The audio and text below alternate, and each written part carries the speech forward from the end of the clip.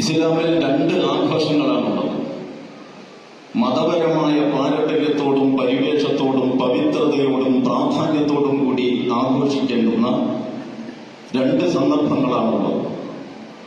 നമുക്കെല്ലാവർക്കും അറിയാവുന്നതുപോലെ അതിലൊന്ന് ഈദുൽ ഫിത്തർ അഥവാ നമ്മൾ മലയാളത്തിൽ ചെറിയ പെരുന്നാൾ എന്ന് പറയുന്ന വിശ്വാസി സമൂഹം നോമ്പ് അവസാനിപ്പിച്ചുകൊണ്ട് നടത്തുന്ന ആഘോഷമാണ്. മറ്റൊന്ന് ഹജ്ജിനോടനുബന്ധിച്ച് ജനങ്ങൾ ബലിയർക്കുന്ന നാളിനോട് ചേർത്ത് നമുക്ക് നിശ്ചയിച്ച് തന്നിട്ടുള്ള ഈദുൽ അദ്ഹ അഥവാ ബലി പെരുന്നാളാണ്. ഇതല്ലാത്ത മറ്റ് ആഘോഷങ്ങൾ മതപരമായ പ്രാധാന്യത്തോടും പവിത്രതയോടും പരിശുദ്ധിയോടും കൂടി അനുഷ്ഠിക്കുവാൻ നമുക്ക് നിർദ്ദേശിച്ചു തന്നിട്ടില്ല. ഈ രണ്ട് ആഘോഷങ്ങളും അതിന്റെ പശ്ചാത്തലം പരിശോധിക്കുമ്പോൾ എന്താണ് ഇതിലൂടെ നമ്മൾ ഉയർത്തിപ്പിടിക്കുന്ന മുദ്രാവാക്യം, എന്താണ് നമ്മൾ ഇതിലൂടെ നിർവഹിക്കുന്ന സന്ദേശം, അത് വളരെ ക്ലിയറായി വളരെ വ്യക്തമായി നമുക്ക് മനസ്സിലാക്കാനാവും. അതിന്റെ വിശദീകരണങ്ങളിലേക്ക് ആ നിലക്ക് കടന്നു പോകേണ്ടതുണ്ട് എന്ന് അതുകൊണ്ട് തന്നെ ഞാൻ ഉദ്ദേശിക്കുന്നില്ല. പക്ഷെ ഒരു കാര്യം നമ്മൾ ഓരോരുത്തരും ആലോചിക്കണം. ഇന്നലെ വരെ നമ്മളെല്ലാവരും നോമ്പുകാരാണ്. എന്ന് പറഞ്ഞാൽ ആരോഗ്യമുള്ള, ബുദ്ധിയും പ്രായപൂർത്തിയും ആരോഗ്യവുമുള്ള ഒരു മുസ്ലിം, അവൻ ആണോ പെണ്ണോ ആവട്ടെ, അവന് അല്ലെങ്കിൽ അവർക്ക് നോമ്പെടുക്കാതിരിക്കാൻ അനുവാദമില്ല. ന്യായമായ ഇളവുകൾ പരിഗണിക്കപ്പെടാതെ, ഇളവുകൾ ഉള്ളവർ അതനുസരിച്ചല്ലാതെ ഈ റമദാനിന്റെ പകലിൽ ആരോഗ്യമുള്ള ഒരാൾ സ്വന്തം നിലയ്ക്ക് നോമ്പെടുക്കുകയില്ല എന്ന് തീരുമാനിച്ചാൽ അത് വളരെ ഗൗരവപ്പെട്ട ഒരു കുറ്റമാണ്. അപ്പൊ ഇന്നലെ വരെ നമ്മൾ നോമ്പുകാരാണ്.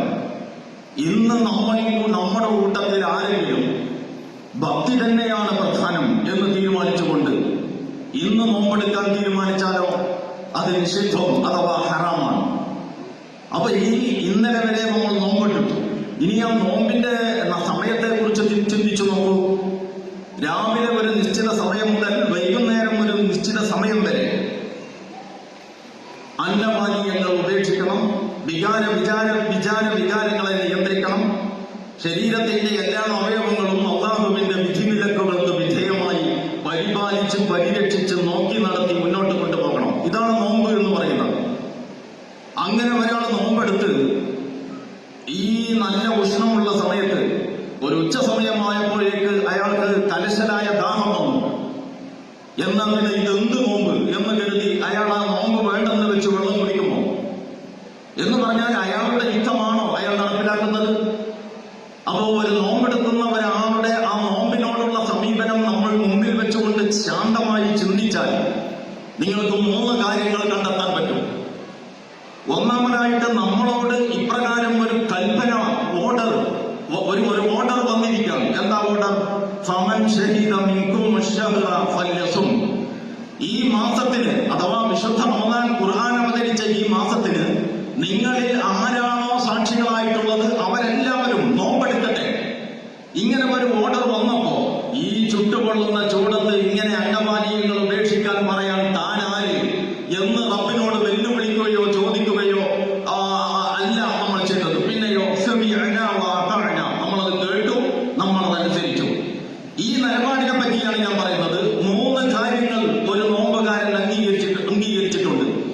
ഈ 3 കാര്യങ്ങൾ അംഗീകരിച്ചിട്ടില്ലെങ്കിൽ അയാൾ നോമ്പെടുക്കുന്നതിൽ ഒരർത്ഥവുമില്ല. ഒന്നാമത്തേത്, ഇങ്ങനെ എന്റെ ജീവിതത്തെ ബാധിക്കുന്ന, എന്റെ വിശപ്പിനെ ബാധിക്കുന്ന, എന്റെ ദാഹത്തെ ബാധിക്കുന്ന, ഒരുപക്ഷെ എന്റെ ആരോഗ്യത്തെ ബാധിക്കുന്ന, എന്റെ സുഖസൗകര്യങ്ങളെ ബാധിക്കുന്ന ഏത് വിഷയത്തിലും ഇങ്ങനെ എന്നോട് കൽപ്പിക്കാൻ അല്ലാഹുവേ നിനക്ക് അധികാരമുണ്ട്. ആ അധികാരം ഞാൻ പൂർണ്ണമായും നിനക്ക് വകവെച്ചു തന്നിരിക്കുന്നു.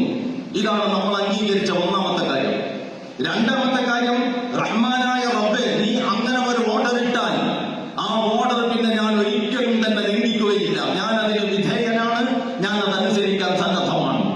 മൂന്നാമത്തെ കാര്യം, അങ്ങനെ നിന്നെ അനുസരിക്കുന്നതിലൂടെ നിന്റെ പ്രീതിയും, നിന്നെ ധിക്കരിച്ചാൽ നിന്റെ ശിക്ഷയും ഉണ്ടാകുമെന്നും, അങ്ങനെ അടിയാറുകളെ ശിക്ഷിക്കാനും രക്ഷിക്കാനും കഴിവുള്ളവനാണ് നീ എന്നും ഞാൻ അംഗീകരിക്കുന്നു. ഈ മൂന്ന് കാര്യങ്ങൾ ഒരു നോമ്പുകാരൻ അംഗീകരിക്കുന്നില്ലെങ്കിൽ അയാൾ നോമ്പെടുക്കുന്നതിൽ ഒരർത്ഥവുമില്ല. ഒന്നാമത്തെ കാര്യം, ഇങ്ങനെയുള്ള ഏത് കൽപ്പനയും നിന്നിൽ നിന്ന് മാത്രമേ ഞാൻ സ്വീകരിക്കൂ. എന്നോട് ഈ അള്ളാഹുവിൽ നിന്നല്ലാതെ വേറൊരു അതോറിറ്റിയിൽ നിന്ന്, വേറൊരു കേന്ദ്രത്തിൽ നിന്നും ഇതുപോലെയുള്ള സമാന കൽപ്പനകൾ നമ്മൾ സ്വീകരിക്കുമെങ്കിൽ നമ്മൾ നോമ്പ് തുടങ്ങി, അള്ള പറഞ്ഞിട്ട് നോമ്പ് തുടങ്ങി, കുറച്ച് ഉച്ചയായപ്പോ നമുക്ക് കലശലായ ദാഹം, അപ്പൊ നമ്മൾ അള്ളാനെ വിട്ട് മറ്റേ അതോറിറ്റിയോട് ചോദിക്കും എന്താ അഭിപ്രായം. അപ്പൊ മറ്റേ അതോറിറ്റി നമ്മോട് പറയും നീ വെള്ളം കുടിച്ചോ, അള്ള പറഞ്ഞോ ഒന്നും നോക്കണ്ട. അപ്പൊ നമുക്ക് വേറെ പല അതോറിറ്റികളില്ല, ഒറ്റ അതോറിറ്റിയേ ഉള്ളൂ. ആ അതോറിറ്റിയെ ഒറിജിനൽ അതോറിറ്റിയായി, അതിന് അധികാര കേന്ദ്രമായി ഞാൻ അംഗീകരിച്ചിരിക്കുന്നു. അതാണ് ഒന്നാമത്തെ പോയിന്റ്. രണ്ടാമത്തത്, ആ അധികാര കേന്ദ്രത്തിന് ഞാൻ സർവാത്മന വിധേയമാകാൻ സന്നദ്ധനാകുന്നു. മൂന്നാമത്തെ പോയിന്റ്, ഇങ്ങനെ ഒരു അതോറിറ്റിയെ അംഗീകരിച്ച് അവന്റെ ഇഷ്ടം എന്റെ ഇഷ്ടമാക്കി അവന്റെ കൽപ്പനകൾ എന്റെ ജീവിതത്തിൽ നടപ്പിൽ വരുത്തുന്നതിലൂടെ ആ കേന്ദ്രത്തിൽ നിന്ന് എനിക്ക് പ്രതിഫലം ലഭിക്കും. അഥവാ അള്ളാഹു എനിക്ക് പ്രതിഫലം നൽകും, അല്ലെങ്കിൽ അവൻ ശിക്ഷിക്കും. ഇതിന് രണ്ടിനും അധികാരമുള്ളവനാണ് അവൻ. ഈ മൂന്ന് കാര്യങ്ങളും നമ്മൾ അംഗീകരിച്ചിരിക്കുന്നു. പ്രിയ സഹോദരന്മാരെ, സഹോദരികളെ, ഞാൻ പറയുന്നത് ഇത് നോമ്പിന്റെ വിഷയത്തിൽ മാത്രമുള്ള ഒരു നിലപാടല്ല. ഇത് ആരാധനയിലൂടെ നമ്മളെ ശീലിപ്പിക്കുകയാണ് അല്ലാഹു. എന്തിനാണ് ഇത് ശീലിപ്പിക്കുന്നത്? നമ്മുടെ ജീവിതം ഇപ്രകാരമാവാനാണ്. ഇന്നമാ കാന ഖൗലൽ മുഅ്മിനീന ഇദാ ദുഉ ഇലല്ലാഹി വറസൂലിഹി ലിയഹ്കുമ ബൈനഹും അൻ യഖൂലു സമിഅനാ വഅതഅനാ ഉലൈക ഹുമുൽ മുഫ്ലിഹൂൻ. അല്ലാഹു സുബ്ഹാനഹു വ തആല പറയുന്നു, വിശ്വാസികളുടെ നിലപാട് ഇന്നമാ കാന ഖൗലൽ മുഅ്മിനീൻ, തീർച്ചയായും വിശ്വാസികളുടെ നിലപാട് ഇതൊന്നു മാത്രമായിരിക്കും. ഞാൻ ആയതിന്റെ വളരെ ക്ലിയറായ പരിഭാഷയാണ് പറയുന്നത്. ഇന്നമാ കാന ഖൗലൽ മുഅ്മിനീന, തീർച്ചയായും സത്യവിശ്വാസികളുടെ നിലപാട് ഇതൊന്നു മാത്രമായിരിക്കും. ഇദാ ദുഉ ഇലല്ലാഹി വറസൂലിഹി, അല്ലാഹുവിലേക്കും അവന്റെ റസൂലിലേക്കും അവർ വിളിക്കപ്പെട്ടാൽ അൻ യഖൂലു സമിഅനാ വഅതഅനാ, ഞങ്ങൾ കേട്ടു, ഞങ്ങൾ അനുസരിച്ചു. ഈ ഒരു നിലപാടേ അവർക്കുണ്ടാവും. അല്ലാതെ അള്ള വിളിച്ചു അവിടെ വിളിക്കട്ടെ, അള്ള കൽപ്പിച്ചു അവിടെ കൽപ്പിക്കട്ടെ, അള്ളെന്തിനാ അത് കൽപ്പിച്ചത്, അള്ളെന്തിനാ ഇത് കൽപ്പിച്ചത്, അള്ളെന്തിനാ അതിലിടപെട്ടത്, അള്ളെന്തിനാ ഈ വിഷയം കൈകാര്യം ചെയ്യുന്നത്. ഇത് രാഷ്ട്രീയം ഞങ്ങളൊക്കെ വളരെ സ്വതന്ത്രമായി കാര്യലാഭങ്ങൾക്കനുസരിച്ച് കൈകാര്യം ചെയ്യുന്ന രംഗത്തേക്ക് വരെ എന്തിനാണ് ഈ റബ്ബ് വരുന്നത്? ഇങ്ങനെ ഒരു സത്യവിശ്വാസി സംശയിക്കൂല. പകരം എന്ത് കൽപ്പന റബ്ബിന്റെ ഭാഗത്ത് നിന്ന് വന്നാലും അൻ യഖൂലു സമിഅനാ വഅതഅനാ, ഞങ്ങൾ കേട്ടു, ഞങ്ങൾ അനുസരിച്ചു. ഉലൈക ഹുമുൽ മുഫ്ലിഹൂൻ, അവരാണ് വിജയികൾ. എന്നിട്ട് വമൻ യുതിഇല്ലാഹ വറസൂലഹു വയഖ്ശല്ലാഹ വയത്തഖീഹ് ഉലൈക ഹുമുൽ ഫായിസൂൻ. ആയത്ത് പിന്നെയും തുടരുകയാണ്. അതിന്റെ തൊട്ടടുത്ത ആയത്താണ് വമൻ യുതിഇല്ലാഹ വറസൂലഹു. ഈ നിലക്ക് അള്ളാഹുവിനെയും അവന്റെ റസൂലിനെയും അനുസരിച്ചോ, വയഖ്ശല്ലാഹ, അള്ളാഹുവിനെ ഭയന്നോ, വയത്തഖീഹ്, അവനോട് ഭക്തി പുലർത്തിയോ, അവനോട് സൂക്ഷ്മത പുലർത്തിക്കൊണ്ടുള്ള നിലപാടെടുത്തോ, ഫഉലൈക ഹുമുൽ ഫായിസൂൻ, അവരാണ് വിജയിക്കുന്നവർ. ഈ രണ്ടായത്തിന്റെ ഒന്നാമത്തെ ആയത്തിന്റെ അവസാനത്തിൽ വിജയത്തെ പറ്റി മുഫ്ലിഹ് എന്ന് പറഞ്ഞിരിക്കുന്നു. രണ്ടാമത്തേതിൽ ഫായിസ് എന്ന് പറഞ്ഞിരിക്കുന്നു. വിജയത്തിന്റെ രണ്ട് പ്രയോഗങ്ങൾ വെച്ചുകൊണ്ട് ഈ രണ്ടായത്തുകളും അള്ളാഹു അവസാനിപ്പിച്ചിരിക്കുന്നു. അത്രയും ഗൗരവമുള്ള കാര്യമാണ് അള്ളാഹുവിനുള്ള അനുസരണത്തിൽ നമ്മൾ സദാസമയവും നിലകൊള്ളുക എന്നത്. അതാണ് ആരാധനാ കർമ്മങ്ങൾ നമ്മെ ശീലിപ്പിക്കുന്നത്. ആ ചൈതന്യം, ആ സത്ത, ആ റൂഹ് ഒരവസ്ഥയിലും കളഞ്ഞു കുളിക്കരുത്. ഇതാണ് ഒന്നാമതായിട്ട് ഈ ഈദ് വേളയിൽ എനിക്ക് നിങ്ങളോട് പറയാനുള്ളത്. റമദാനിന്റെ രാപ്പകലുകളിൽ അള്ളാഹുവിനുള്ള അനുസരണത്തിൽ എത്ര ജാഗ്രതയോടെ നമ്മൾ നിലകൊണ്ടോ, ജീവിതകാലം മുഴുവൻ അള്ളാഹുവിനുള്ള അനുസരണത്തിൽ ഇതേ ജാഗ്രതയിൽ നിങ്ങൾ നിലകൊള്ളണം. എങ്കിൽ മാത്രമേ നിങ്ങൾക്ക്, അല്ലെങ്കിൽ നമുക്ക് ഈ നോമ്പിന്റെ പ്രതിഫലം കിട്ടുകയുള്ളൂ. ഇത് നിങ്ങൾക്ക് ബോധ്യപ്പെടാൻ ഒരു സൂക്തവും കൂടി ഞാൻ നിങ്ങളുടെ മുമ്പിൽ വെക്കാം. സൂറത്ത് മുഹമ്മദിൽ അല്ലാഹു സുബ്ഹാനഹു വ തആല പറയുന്നു, യാ അയ്യുഹല്ലദീന ആമനൂ അത്തിഉല്ലാഹ വ അത്തിഉർ റസൂൽ വലാ തുബ്തിലൂ അഅമാലക്കും. വിശ്വാസികളെ, നിങ്ങൾ അല്ലാഹുവിനെ അനുസരിക്കണം, അവന്റെ റസൂലിനെ അനുസരിക്കണം. നിങ്ങളുടെ അമലുകൾ നിങ്ങൾ തന്നെ ബാത്തിലാക്കരുത്. അങ്ങനെ ഒരു പരിപാടിയുണ്ട്. നമ്മൾ സാധാരണ അത് മനസ്സിലാക്കിയിട്ടില്ല. നമ്മൾ മനസ്സിലാക്കിയിട്ടുള്ളത് എന്താ വെച്ചാൽ, നമ്മളിങ്ങനെ ഇബാദത്ത് എടുക്കാം. നോമ്പും നിസ്കാരവും സുന്നത്തും ഫാർദും ഒക്കെ ആയിട്ട് നമ്മളിങ്ങനെ ഇബാദത്ത് എടുക്കാം. അള്ള രണ്ട് മലക്കിനെ വെച്ച് ആ മലക്കുകൾ മേശയും കസേര ഇട്ടിരുന്ന് നമ്മുടെ ഇബാദത്തുകളൊക്കെ അങ്ങനെ റെക്കോർഡാക്കാം. മരിച്ചു കഴിയുമ്പോൾ കൂലി കിട്ടാം. വളരെ ലളിതമാണ്. നമുക്ക് വലിയ റോളൊന്നുമില്ല. ഇത് ചെയ്താൽ ബാക്കി പ്രതിഫലം നൽകാൻ അള്ള ബാധ്യസ്ഥനാണ്. ഇങ്ങനെയാണ് നമ്മൾ മനസ്സിലാക്കുന്നത്. പക്ഷെ അള്ള നമ്മൾ പറയുന്ന കാര്യങ്ങൾ അങ്ങനെ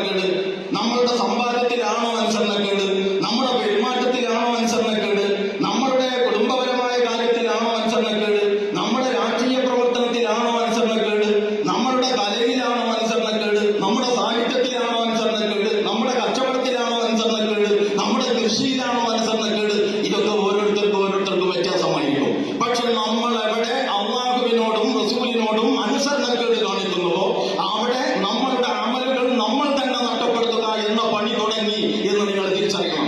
അത്രയും ഗൗരവത്തോടെ ഈ നോമ്പിന്റെ ചൈതന്യം മുറുകെ പിടിക്കണം എന്നാണ് ഈ സന്ദർഭത്തിൽ എനിക്ക് നിങ്ങളോട് അപേക്ഷിക്കുവാനുള്ളത്. നമ്മൾ ഈ റമദാനിന്റെ രാപ്പകലുകളിൽ അല്ലാഹുവിന്റെ വജ്ഹ് കാക്ഷിച്ചുകൊണ്ട് ശാരീരികവും സാമ്പത്തികവുമായി ഒറ്റക്കും കൂട്ടായും ചെയ്ത മുഴുവൻ പ്രവർത്തനങ്ങളും റഹ്മാനായ റബ്ബേ ഞങ്ങളിൽ നിന്ന് സ്വീകരിക്കണമെന്നാണ്. അർഹിക്കുന്നതിലധികം പ്രതിഫലം നൽകി പാപികളും ദുർബലരുമായ ഞങ്ങളോട് നീ കരുണ കാണിക്കണേ തമ്പുരാനെ. പ്രിയ സഹോദരന്മാരെ, ഈദ്ഗാഹിൽ ഇതുപോലെ നമ്മൾ ഒരുമിച്ച് കൂടുമ്പോൾ നിങ്ങളുമായി പങ്കുവെക്കണം എന്ന് ഞാൻ ഉദ്ദേശിക്കുന്ന രണ്ടാമത്തെ കാര്യം, നമ്മുടെ രാജ്യത്ത് മുസ്ലിം സമൂഹത്തിന്റെ സ്ഥിതി നമ്മളൊക്കെ മനസ്സിലാക്കിയതുപോലെ അത്യധികം സങ്കീർണമാണ്. സാഹചര്യം വളരെ സങ്കീർണമാണ്. ഈ സങ്കീർണമായ സാഹചര്യത്തെ പിന്നെയും സങ്കീർണമാക്കാൻ ഏത് അവിവേകിക്കും സാധിക്കും. അതിന് ബുദ്ധിയും വിവരമൊന്നും വേണ്ട. അതേസമയം ഈ സങ്കീർണമായ സാഹചര്യത്തെ അനുകൂലമാക്കി മാറ്റുക എന്നത് വളരെ വിവേകത്തോടു കൂടി മാത്രം ഏർപ്പെടുന്നവർക്ക് ചെയ്യാൻ പറ്റുന്ന കാര്യമാണ്. ആ സങ്കീർണത മനസ്സിലാക്കി വിവേകപൂർവ്വം ഉണർന്നു പ്രവർത്തിക്കണം വിശ്വാസി സമൂഹം എന്നാണ് എനിക്ക് രണ്ടാമതായിട്ട് പറയാനുള്ളത്. ഇത് ഇത്ര പറഞ്ഞാൽ എല്ലാവർക്കും മനസ്സിലാക്കാൻ കഴിയാത്തത് കൊണ്ട് ഒരു ചെറിയ പറഞ്ഞ വാചകങ്ങളിൽ ഞാൻ അതൊന്ന് വിശദീകരിക്കാം. നിങ്ങൾക്കറിയാം, നമ്മുടെ രാജ്യത്ത് നേരത്തെ ബാബരി മസ്ജിദിന്റെ പ്രശ്നം വന്നു. അപ്പൊ നമ്മൾ വിചാരിച്ചു ഒരു പള്ളിയുടെ പ്രശ്നമാണ്. ആ പള്ളി വിട്ടുകൊടുത്ത പ്രശ്നം തീർത്തൂടെ എന്ന് നമ്മുടെ പല ഗുണകാംക്ഷികളും നമ്മൾ ഉപദേശിച്ചു. നമ്മൾ അന്നേ പറഞ്ഞുകൊണ്ടിരുന്നു ഇതൊരു പള്ളിയുടെ പ്രശ്നമല്ല. ബാബരി മസ്ജിദിന്റെ എല്ലാ പ്രശ്നവും തീരുമാനമായി. പക്ഷേ മസ്ജിദ് പ്രശ്നത്തിൽ നിന്ന് മുസ്ലിങ്ങൾ രക്ഷപ്പെട്ടിട്ടില്ല. വേറെ അടുത്ത പള്ളി, അതിനടുത്ത പള്ളി, പിന്നത്തെ പള്ളി, പള്ളികളുടെ ലിസ്റ്റുമായി അവലംബരയിലും മൂത്രപ്പരയിലും റിസർച്ച് നടത്തി പള്ളികളുടെ അടിക്കല്ല് മാന്തി പള്ളികൾ അന്യാധീനപ്പെടുത്താനുള്ള പണി നിരന്തരമായി നമ്മുടെ രാജ്യത്ത് നടന്നുകൊണ്ടിരിക്കുകയാണ്. ഇതിനിടയിൽ പല പള്ളികളും ബുൾഡോസർ ഉപയോഗിച്ച് തകർത്ത് കളയുകയും ചെയ്തു. ഞാനിത് പറയുന്നത് പള്ളികൾക്ക് നേരെയുള്ള ഈ കടന്നാക്രമണം ഏതോ ഒരു ആരാധനാലയത്തിനെതിരെയുള്ള കടന്നാക്രമണമല്ല. ഇത് ഇന്ത്യൻ മുസ്ലിങ്ങളുടെ സാംസ്കാരിക പൈതൃകത്തിന് നേരെയുള്ള കടന്നുകയറ്റമാണ് എന്ന് പ്രിയമുള്ളവരെ നിങ്ങൾ മനസ്സിലാക്കണം. രണ്ടാമത്തേത് പൗരത്വ പ്രശ്നം വന്നു. എന്നിട്ട് ആളുകളെ ഈ രാജ്യത്ത് ജീവിക്കാൻ അനുവദിക്കുന്നതിന് പലതരത്തിൽ പല സമുദായങ്ങൾക്ക് പല മാനദണ്ഡങ്ങളുണ്ടാക്കി. എന്നിട്ട് പലരെയും അണച്ചുപിടിച്ച് ചേർത്ത് നിർത്തി പലരെയും പടിയടച്ച് പുറത്താക്കി. ഈ പണി നമ്മുടെ നാട്ടിൽ നടന്നുകൊണ്ടിരുന്നു. നമ്മളെല്ലാവരും സംഘടനാ ഭേദമന്യേ ഒരു ഘട്ടത്തിൽ അതിനെതിരെ തെരുവിലിറങ്ങേണ്ടുന്ന സ്ഥിതിവിശേഷം വരെ ആബാലവൃദ്ധം ജനങ്ങളും തെരുവിലിറങ്ങേണ്ട സ്ഥിതിവിശേഷം വരെ ഉണ്ടായി. CAA NRC പ്രശ്നം എന്ന് പറയുന്നത് ഒരു കേവലം ഏതോ ഒരു സ്റ്റേറ്റിലെ അല്പം ആളുകളുടെ പ്രശ്നമല്ല. അത് ഇന്ത്യൻ മുസൽമാന്റെ രാഷ്ട്രീയമായ അസ്തിത്വത്തിന് നേരെ ഉയർത്തിയ വെല്ലുവിളിയാണ് എന്ന് നിങ്ങൾ കാണാം. ഇനി നിങ്ങൾ കുറച്ചുകൂടി മുന്നോട്ട് പോയി നോക്കൂ. അപ്പൊ മുത്തലാഖിനെ കുറിച്ച് നമ്മൾ കേൾക്കുന്നു. ഏക സിവിൽ കോഡ് എന്നത് നമ്മൾ ഈ ചെറിയ കുട്ടികളൊക്കെ കരയുന്ന സമയത്ത് നമ്മൾ പറയുമല്ലോ എന്തെങ്കിലും പോത്താമ്പി. കുട്ടികൾക്കൊന്നും അതിന്റെ യഥാർത്ഥത്തിൽ അങ്ങനെ സാധനമൊന്നുമില്ല. കുട്ടികളെ തൽക്കാലം പേടിപ്പിച്ച് നിർത്താൻ വേണ്ടിയിട്ട് ഞാൻ ആ പോത്താമ്പിയെ പെണ്ണ് തിരിച്ചു വിളിക്കും, അല്ലെങ്കിൽ എന്തോ അങ്ങനത്തെ ഒരു പേര് പറയും. വെറുതെ തമാശക്ക് വല്യമ്മമാരൊക്കെ കുട്ടികളെ അമർച്ച ചെയ്യാം. ഇതുപോലെ ഇന്ത്യൻ മുസൽമാൻ നിർണായകമായ എന്തെങ്കിലും ഒരു സ്റ്റെപ്പ് എടുത്താൽ അപ്പൊ ഇവർ പറയും ഏക സിവിൽ കോഡ് നടപ്പിലാക്കും. അപ്പൊ മുത്തലാഖ് വിധി മുതൽ ഏക സിവിൽ കോഡ് വരെ നമ്മളെ കാണിച്ച് പേടിപ്പിക്കാൻ പലതും കക്ഷത്ത് വെച്ചുകൊണ്ടാണ് ഇന്ന് കൈകാര്യ കത്താക്കൾ നടന്നുകൊണ്ടിരിക്കുന്നത്. അപ്പൊ ഈ മുത്തലാഖ് മുതൽ ഏക സിവിൽ കോഡ് വരെയുള്ള പ്രശ്നങ്ങളുണ്ടല്ലോ, അത് നമ്മളുടെ മതപരവും നമ്മുടെ വിശ്വാസപരവുമായ ആ അധികാരത്തിന് മേലെയുള്ള കടന്നുകയറ്റമാണ്. അതൊക്കെ നമുക്ക് വിടാം. പള്ളികളിലൂടെ സാംസ്കാരിക അടിത്തറ തകർക്കാനുള്ള ശ്രമം, പൗരത്വത്തിലൂടെ രാഷ്ട്രീയമായ അസ്തിത്വം തകർക്കാനുള്ള ശ്രമം, ഏക സിവിൽ കോഡിലൂടെയും മുത്തലാഖിലൂടെയും നമ്മുടെ മതപരമായ അടിത്തറ കവർന്നെടുക്കാനുള്ള ശ്രമം, ഇതൊക്കെ നടത്തിക്കൊണ്ടിരുന്ന ടീം അവിടെ നിന്ന് ഒരടി കൂടി മുന്നോട്ട് പോയിട്ട് നിങ്ങൾ നമ്മുടെ വഖഫ് മുതലുകളുടെ മേൽ കൈവച്ചിരിക്കുന്നു എന്ന് നിങ്ങൾ ഓർക്കണം. വഖഫ് മുതലുകളുടെ മേൽ കൈവച്ചു എന്ന് പറഞ്ഞാൽ അതിന്റെ അർത്ഥം അത് ഇന്ത്യൻ മുസൽമാന്റെ സാമ്പത്തികമായ അടിസ്ഥാനം തന്നെ തകർത്ത് കളയാനുള്ള ശ്രമമാണ്. നമുക്ക് ഈ കേരളത്തിൽ വഖഫ് എന്ന് പറയുന്നത് ഒരു ഒറ്റപ്പെട്ട അപൂർവമായ സംഭവമാണ്. മുനാമ്പം പോലെയുള്ള ചില കുരുക്കുകൾ അതിലുണ്ട് എന്നതൊഴിച്ചാൽ ഇവിടെ വഖഫിന്റെ വിഷയത്തിൽ വലിയ ആസ്തിയുമില്ല, സങ്കീർണതയുമില്ല. കേരളം വിട്ട് യാത്ര ചെയ്ത വല്ലവരും നിങ്ങളുടെ കൂട്ടത്തിലുണ്ടെങ്കിൽ നിങ്ങൾക്കറിയാൻ പറ്റും, കോടിക്കണക്കിന് മുതൽ വരുന്ന ആസ്തികൾ വഖഫ് എന്ന നിലക്ക് തികച്ചും പരിപൂർണമായി വഖഫിന്റെ നിയമവ്യവസ്ഥ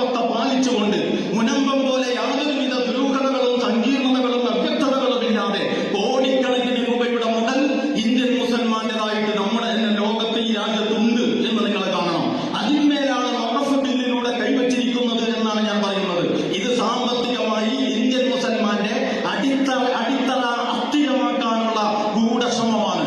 അപ്പൊ സാംസ്കാരികമായ കടന്നുകയറ്റം, രാഷ്ട്രീയമായ കടന്നുകയറ്റം, അതുപോലെ തന്നെ വിശ്വാസപരമായ മേഖലയിൽ കടന്നുകയറ്റം, സാമ്പത്തികമായ രംഗത്ത് കടന്നുകയറ്റം, ഇതെല്ലാം നമ്മൾ അഭിമുഖീകരിച്ചു കൊണ്ടിരിക്കുന്ന ഒരു സമുദായമാണ് ഇന്ത്യൻ മുസ്ലിങ്ങൾ നിലവിൽ എന്ന് നമ്മൾ മനസ്സിലാക്കേണ്ടതാണ്. ഇതൊക്കെ വേറെ വേറെ വേറെ പ്രശ്നങ്ങളാണ് എന്നൊരാൾക്ക് വേണമെങ്കിൽ സമാധാനിക്കാം. പള്ളിയുടെ പ്രശ്നം അതൊന്ന് വേറെ, പിന്നെ പൗരത്വ പ്രശ്നം അതൊന്ന് വേറെ, അതുപോലെ തന്നെ മുത്തലാഖിന്റെ പ്രശ്നം അത് തികച്ചും വ്യത്യസ്തമായ മറ്റൊന്ന്, ഇപ്പൊ വഖഫ് അത് ഭിന്നമായ സ്വഭാവത്തിലുള്ള വേറൊന്ന്.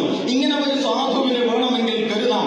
പക്ഷെ നമ്മുടെ പ്രതിയോഗികൾ കൃത്യമായ അജണ്ടയുള്ളവരാണ് എന്ന് കാണുമ്പോൾ, അവരെ കുറിച്ചുള്ള അനുഭവങ്ങളും അവരെ കുറിച്ചുള്ള അറിവും മുമ്പിൽ വെച്ചുകൊണ്ട് ചിന്തിക്കുമ്പോൾ ഇത് ഗുരുതരമായ പ്രശ്നങ്ങളാണ്. പക്ഷെ ഞാൻ ആവർത്തിച്ച് പറയുന്നു, പ്രശ്നം സങ്കീർണമാണ്. പക്ഷേ വികാരം കത്തിച്ച് ആളുകളെ തെരുവിലിറക്കി കൂക്കുവിളിപ്പിച്ചത് കൊണ്ട് ഈ പ്രശ്നങ്ങൾ പരിഹരിക്കാൻ കഴിയില്ല. അതിനേക്കാൾ കരുതലോടുകൂടി വളരെ നയപരമായി ഈ വിഷയത്തെ സമീപിക്കുവാൻ നമുക്ക് കഴിയേണ്ടതുണ്ട്. രാഷ്ട്രീയമായി നമ്മൾ ആരെയൊക്കെ പിന്തുണക്കുന്നുവോ അവരുടെയൊക്കെ പിന്തുണ ഈ വിഷയങ്ങളിൽ നമുക്ക് ആർജിക്കാൻ കഴിയുന്ന വിവേകപൂർണമായ നിലപാടാണ് നമ്മൾ എടുക്കേണ്ടത് എന്ന് ഞാൻ ഈ സന്ദർഭത്തിൽ അർത്ഥശങ്കയ്ക്കിടയില്ലാത്ത വിധം വ്യക്തമാക്കാൻ ഉദ്ദേശിക്കുകയാണ്. അതോടൊപ്പം ഒരു കാര്യം കൂടി പറയാം. ആര് നമ്മളെ തുണച്ചാലും, ഏത് പാർട്ടി നമ്മളെ ഏറ്റെടുത്താലും, എത്ര ഭരണകൂടത്തിന്റെ കാവൽ തന്നെ നമുക്കുണ്ടായാലും, സാക്ഷാൽ അള്ളാഹുവിന്റെ കാവലില്ലാതെ ഒരടി നമുക്ക് മുന്നോട്ട് പോകാൻ കഴിയില്ല. റസൂലുള്ളാഹി സ്വല്ലല്ലാഹു അലൈഹി വസല്ലമ ഹിജ്റയിലേക്ക് പ്രവേശിക്കുന്ന ഘട്ടത്തിൽ മക്കയിൽ നിന്ന് പിറന്ന നാട്ടിൽ നിന്ന് പ്രവാചകനെ തിരക്കാൻ പ്രതിയോഗികൾ പദ്ധതികൾ ആവിഷ്കരിച്ച ഘട്ടത്തിൽ വഇദ് യംകുറു ബികല്ലദീന കഫറു ലിയുസ്ബിതൂക ഔ യഖ്തുലൂക ഔ യുഖ്രിജൂക വയംകുറൂന വയംകുറുല്ലാഹ് വല്ലാഹു ഖൈറുൽ മാകിരീൻ. അല്ലാഹു സുബ്ഹാനഹു വ തആല പ്രവാചകനോട് പറയുകയാണ്, പ്രവാചകരെ താങ്കളെ തടവിലാക്കാൻ, അന്യായമായ കേസിൽ കുടുക്കി ദീർഘകാലാടിസ്ഥാനത്തിൽ ജാമ്യം ലഭിക്കാതെ താങ്കളെ തടവിലാക്കാൻ, അതാണ് വഇദ് യംകുറു ബികല്ലദീന കഫറു ലിയുസ്ബിതൂക, താങ്കളെ തടവിലാക്കാൻ അവർ പദ്ധതികൾ ആവിഷ്കരിച്ചുകൊണ്ടിരിക്കുന്നു. ഇനി തടവിലാക്കിയാൽ പോരാ എന്നുണ്ടെങ്കിലോ ഔ യഖ്തുലൂക, താങ്കളെ വധിച്ചു കളയാൻ അവർ തന്ത്രങ്ങൾ മെനയുന്നു.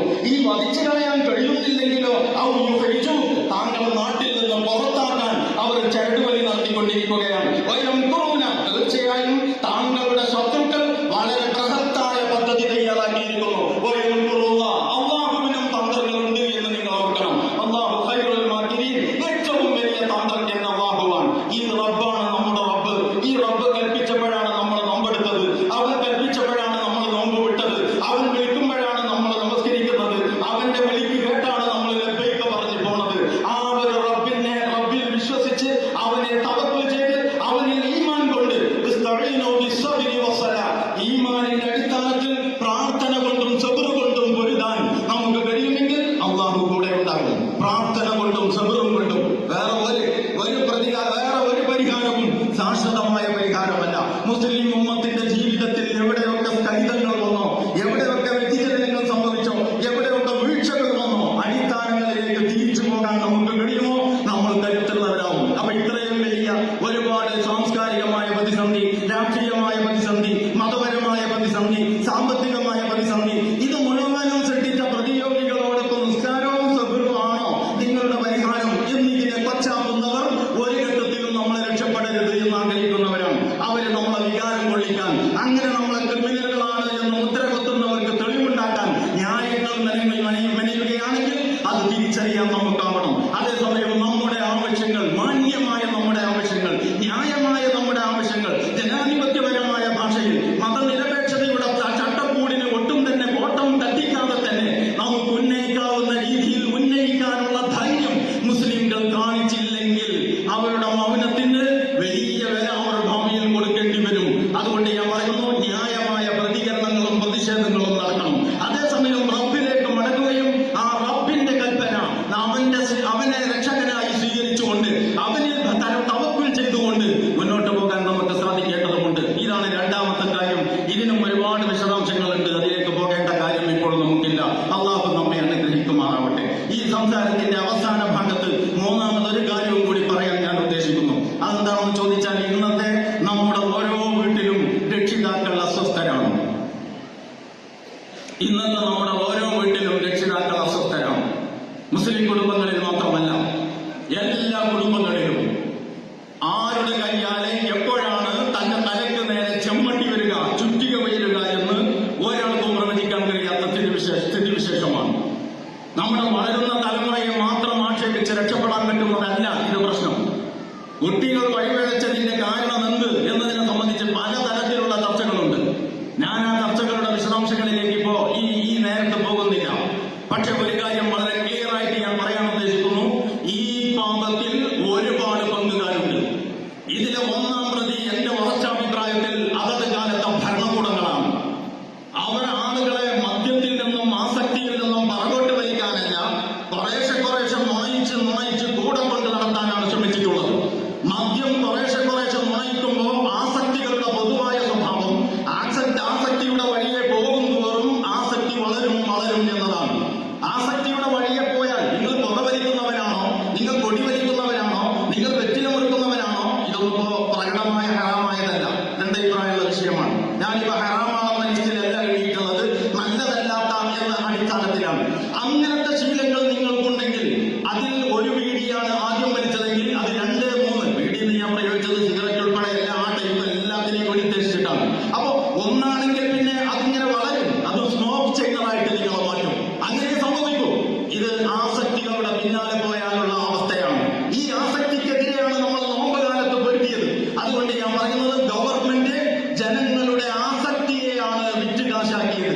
ഗവൺമെന്റിന്റെ കാര്യമായ ഒരു വരുമാനം മദ്യത്തിൽ നിന്നാണ് എന്ന് തോന്നുന്നു. അതുകൊണ്ട് മദ്യ നിരോധനമല്ല, മദ്യവർജനമാണ് എന്ന മനോഹരമായ ഭാഷ അവർ പ്രയോഗിച്ചുകൊണ്ടിരുന്നു. യഥാർത്ഥത്തിൽ ഈ മദ്യവർജനം എന്ന് പറയുന്നത് എല്ലായിടത്തും മുഴത്തിന് മദ്യഷാപ്പുകൾ തുറന്നു വെച്ചിട്ട് ദേ മക്കളെ കുടിച്ചോ എന്ന് പറഞ്ഞ ശേഷം എന്ത് മദ്യവർജനമാണ് സാധ്യമാവുക എന്ന് ഇനിയെങ്കിലും നമ്മൾ ചിന്തിക്കേണ്ടതാണ്. മദ്യത്തിന്റെ കുഴപ്പം അവിടെ ഇരിക്കട്ടെ. ആ മദ്യത്തിന്റെ വഴിയെ പോയവർക്ക് മദ്യം മതിയാകാതെ വന്നു. നേരത്തെ ഞാൻ പറഞ്ഞല്ലോ, ആസക്തികളുടെ പിന്നാലെ പോയാൽ ആസക്തി വർദ്ധിച്ചേ വരും. മദ്യത്തിൽ അഭയം തേടിയവർക്ക് മദ്യം മതിയാകാതെ വന്നു. അവർ മറ്റു മയക്കുമരുന്നുകളുടെ മറ്റു പലതിലേക്കും പോയി. മയക്കുമരുന്നുകൾ തന്നെ വീര്യം പോരാ എന്ന് വന്നു. അങ്ങനെയാണ് നമുക്കറിയാവുന്ന പുതിയ മയക്കുമരുന്ന് സാധനങ്ങൾ വർദ്ധിതമായ വീര്യത്തോടും അതിലേറെ വിലയോടും കൂടി ഇന്ന് അവതരിച്ചിരിക്കുന്നത്. അതിന് അടിമപ്പെട്ട ആളുകൾക്ക് അത് ആ സമയത്ത് കിട്ടാതിരുന്നാൽ അച്ഛനോ അമ്മയോ ഉമ്മയോ ഉപ്പയോ എന്നൊന്നും അവർ നോക്കില്ല. തല്ലിക്കൊന്നിട്ടാണ് കാശ് കിട്ടുന്നതെങ്കിൽ തല്ലിക്കൊന്ന് കാശ് മേടിച്ച് അവര് പോയിട്ട് അവരുടെ ആസക്തി അവർ പൂർത്തീകരിക്കും. അപ്പോ ഇത് വെറും മയക്കുമരുന്നിന്റെ പ്രശ്നം മാത്രമല്ല. ഇക്കഴിഞ്ഞ 2.5 മാസം ഉണ്ടല്ലോ, ഇക്കഴിഞ്ഞ 2.5 മാസത്തിനിടക്ക് നമ്മുടെ ഈ പ്രബുദ്ധ കേരളത്തിൽ 1758 പേർ ആത്മഹത്യ ചെയ്തു. 9 വയസ്സുള്ള കുട്ടി മുതൽ 70 വയസ്സുള്ള വൃദ്ധൻ വരെ ആ ലിസ്റ്റിലുണ്ട്. ഈ പ്രബുദ്ധ കേരളത്തിൽ ആദിവാസികളും യാചകന്മാരും അല്ല ആത്മഹത്യ ചെയ്തത്. നല്ല വിദ്യാഭ്യാസവും വിവരവും അറിവും കഴിവുമുള്ളവർ. നമ്മൾ അകപ്പെട്ട പ്രതിസന്ധിയുടെ ആഴം കേവലം മയക്കുമരുന്നിൽ ഒതുങ്ങുന്നതല്ല എന്ന് പറയാനാണ് ഞാൻ ഇത് നിങ്ങളുടെ ശ്രദ്ധയിൽപ്പെടുത്തിയത്. പക്ഷെ മയക്കുമരുന്നും കൂട്ടത്തിൽ വില്ലനാണ്. അപ്പൊ നമുക്ക് എന്ത് ചെയ്യാൻ പറ്റും? ഇതിന്റെ എല്ലാ വശങ്ങളും നിങ്ങൾക്ക് പറയാൻ അറിയാം. ചർച്ചകൾ നമ്മൾ കേൾക്കുന്നു. ഞാൻ അതിലേക്ക് പോകുന്നില്ല. സംസാരം അവസാനിപ്പിക്കാനായ ഈ സന്ദർഭത്തിൽ ഞാൻ പറയുന്നു, ഒന്നാമത്തത് ഗവൺമെന്റുകൾ, ഏത് ഗവൺമെന്റ് ആണെങ്കിലും ഒരു കക്ഷിയോടും നമുക്ക് വിരോധമില്ല. ഒരു കക്ഷിയോടും നമുക്ക് അങ്ങനെ പ്രത്യേകിച്ചമായ വിധേയത്വവുമില്ല. നമ്മൾ പറയുന്നു, ഈ രാജ്യത്തിലെ ജനങ്ങളോട് ഭരണകൂടങ്ങൾക്ക് പ്രതിബദ്ധതയുണ്ടെങ്കിൽ